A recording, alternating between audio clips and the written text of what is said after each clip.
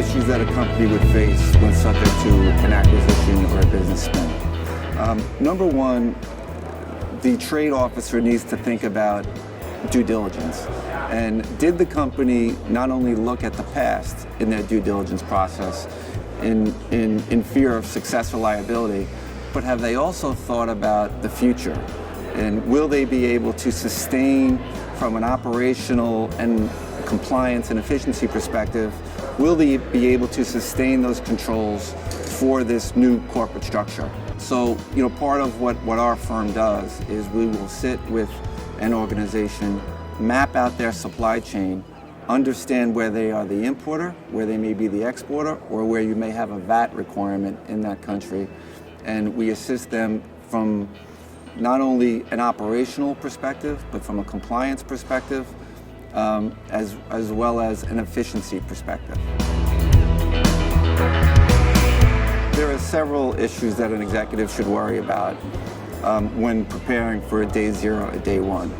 Systems, and how the systems on day one will be able to track information for this new company. From an operations perspective, how will your new company operate? Will you have global standards? How will you manage your people in that particular region?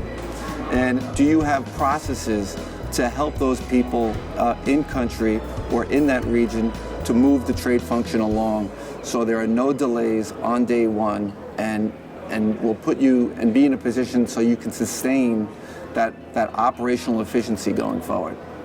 Secondly, and probably more importantly, is in many countries there are specific requirements on products, and many companies don't give a lot of thought to whether or not we can bring those products in and whether or not they are subject to an import license, an export license, or additional other government agency type of requirements.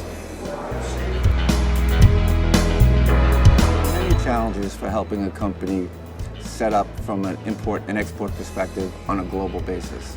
The first thing to realize is in every country, the rules may be different. You may have one country where you need an in-house executive to sign documentation. You may have another requirement in a separate country that would require a signatory be a local person in that country.